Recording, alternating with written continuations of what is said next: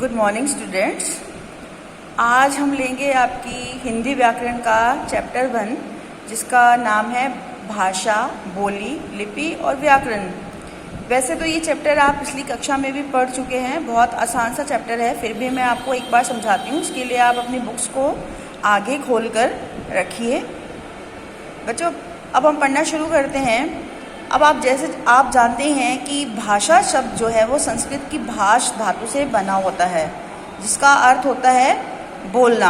अब पहले के समय में क्या था कि मनुष्य के पास कोई भी भाषा नहीं थी, तो कभी संकेतों के द्वारा, इशारों से और अस्पष्ट ध्वनियों से जो थे वो अपनी बातों को प्रकट किया करता था।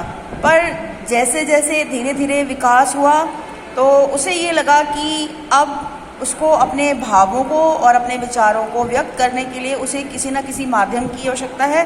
तो आगे चलकर ये भाषा का रूप जो है वो विकसित हुआ। आज भी हम देखते हैं कि हमारे दैनिक जीवन में बहुत सारी ऐसी गतिविधियां हैं जिसमें कि ऐसी सांकेतिक भाषा का प्रयोग किया जाता है। जैसे कि अगर बस के कंडक्टर को बस रुकवानी है या चुलवानी है तो उसके लिए सीटी बजाता है। उसी प्रकार जो बच्चा होता है, जब उसे भूख लगती है तो वो रोता है, तो माँ समझ जाती है कि बच्चे को भूख लगी है या फिर उसे कोई परेशानी है। इसी प्रकार जब पाठशाला में घंटी बजती है तो बच्चों को पता लगता है कि पीरियड्स चेंज हुए हैं या फिर छुट्टी हुई है या फिर आपका लंच पीरियड होता है। तो भाषा का जो मेन उद्देश्य क्या होता है, मन के विचार और भाव जो हैं वो दूसरों तक पहुंचाने होते हैं। और जब तक भाषा नहीं होगी, हम अपने मन के भावों को और विचारों को हम दूसरे तक नहीं पहुंचा सकते हैं।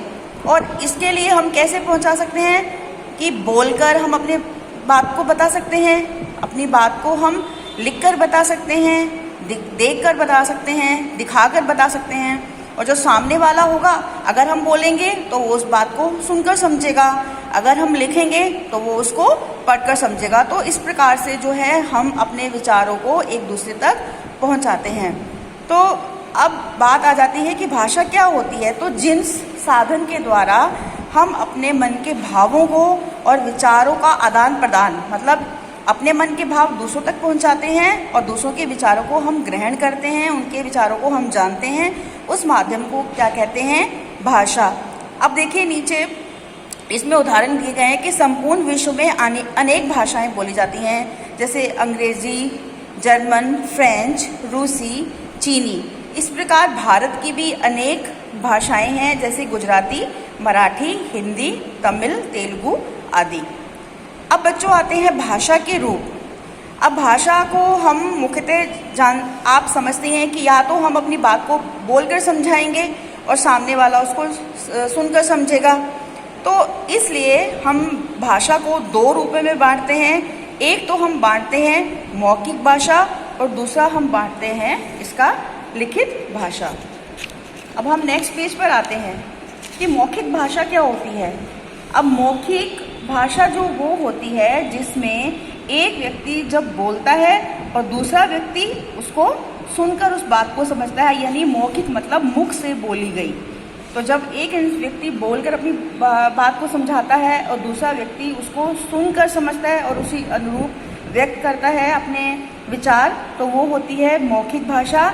इसमें आपके क्या क्या उदाहरण आ जाते हैं, आपस में बातचीत करना, कोई भाषण है, वाद विवाद प्रतियोगिता होती है, अगर अंत्याक्षरी होती है, कोई भी प्रश्नोत्तरी मतलब क्विज होती है, या दूरभाष पर फ़ोन पर बातचीत होती है, रेडियो के कार्यक्रम है, ये सब आपके मौखिक भाषा के उदाहरण में ही आते हैं, क्योंकि इसमें केवल बोल के ही अपनी बात को प्रकट किया जा सकता है, सामने वाले तक अपनी बात को पहुंचाया जा सकता है।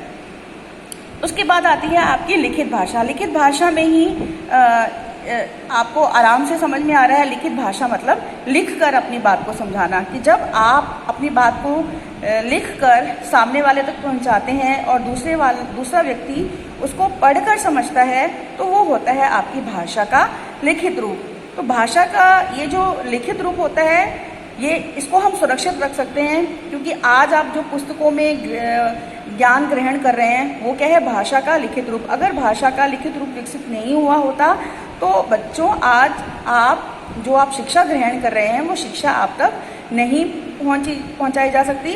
तो इसी से भाषा को, हमारे साहित्य को हम सुरक्षित रख सकते हैं लिखित भाषा के द्वारा। अब इसके अंतर्गत क्या क्या उदाहरण आते हैं? इसके अंतर्गत उदाहरण आते हैं, आप परीक्षा में जो आप प्रश्न उत्तर लिखते हैं, कहानी, लेख या पत्र लिखते हैं, या फिर आपके जो समाचार पत्र हैं जिसमें लिखा हुआ होता है और आप उसमें पढ़कर न्यूज़ को सुनते हैं, साहित्य, कोई भी लिटरेचर, और आपके दूरदर्शन पर या आप मोबाइल पर कुछ भी, कोई भी लिखित सूचना आती है तो वो भी आप लिखकर उसको पढ़कर समझते हैं। इसी प्रकार पर सूचना पट यानी कि नोटिस बोर्ड पर जो भी सूचनाएं लिखी हुई होती हैं, आप उनको कैसे समझते हैं? आप उनको पढ़कर समझते हैं।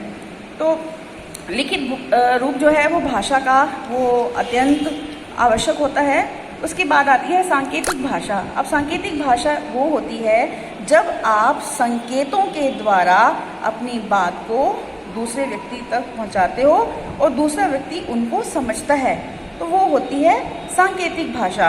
अब दैनिक जीवन में बहुत प्रयोग किया जाता है इसका।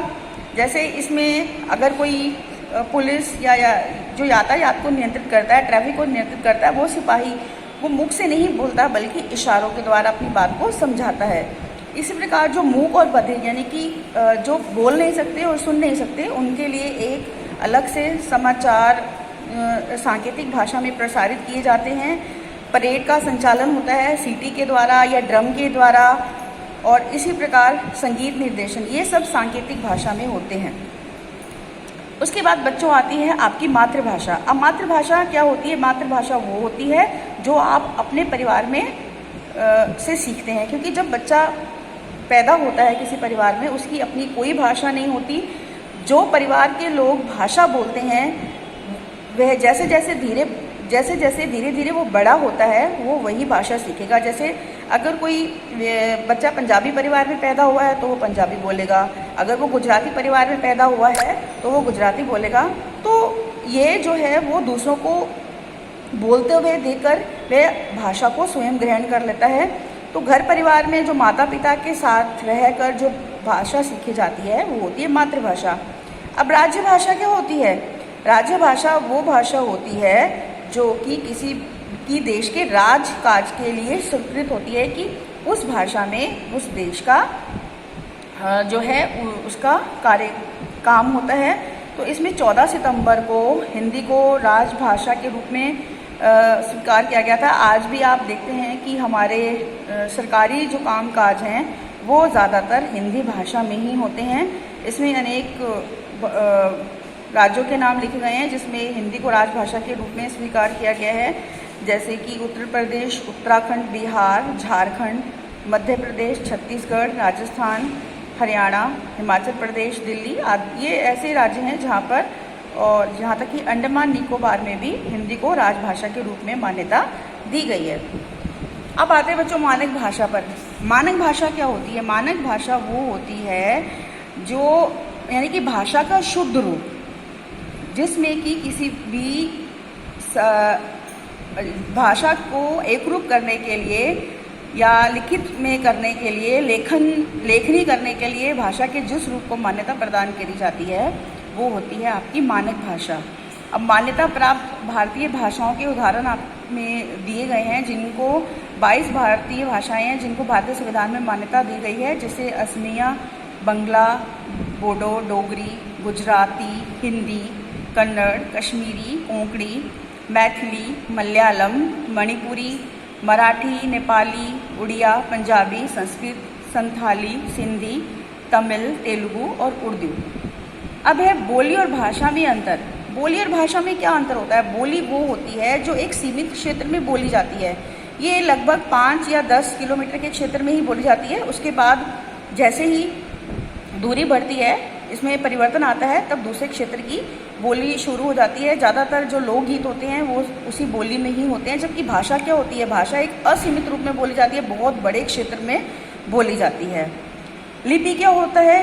लिपि होता है भाषा को लिखने की विधि, यानी कि चिन्ह जो होते हैं, चिन्हों ध्वनियों को अंकित करने के लिए जो भी हम बोलते हैं उसके लिए एक चिन्ह अंकित किए गए हैं, उनके लिखने के ढंग को लिपि कहते हैं। तो अब बात यह है कि भाषा को लिखने के लिए लिपि का ज्ञान होना अत्यंत अनिवार्य होता है। इसमें कुछ भाषाएं और उनकी लिपियां दी गई हैं, आपको इनको याद करना है।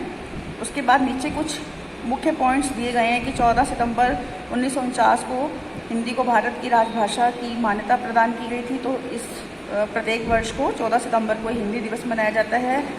हिंदी फिजी, सूरीनाम, ट्रिनिडाद और मलेशिया आदि देशों में बोली जाती है। फिजी में हिंदी को राजभाषा का दर्जा प्राप्त है और चीन की मंदारिन यानी चीनी भाषा के पश्चात हिंदी ऐसी भाषा है विश्व की जो सबसे ज़्यादा बोली और समझी जाती है। तो बच्चों, आप इसको ध्यान से पढ़िए। कल मैं इसके आगे का भाग आपको समझाऊंगी। इसको लिखना नहीं है, इसको सिर्फ आपको समझना है, तो इसको ध्यान से समझिए। धन्यवाद।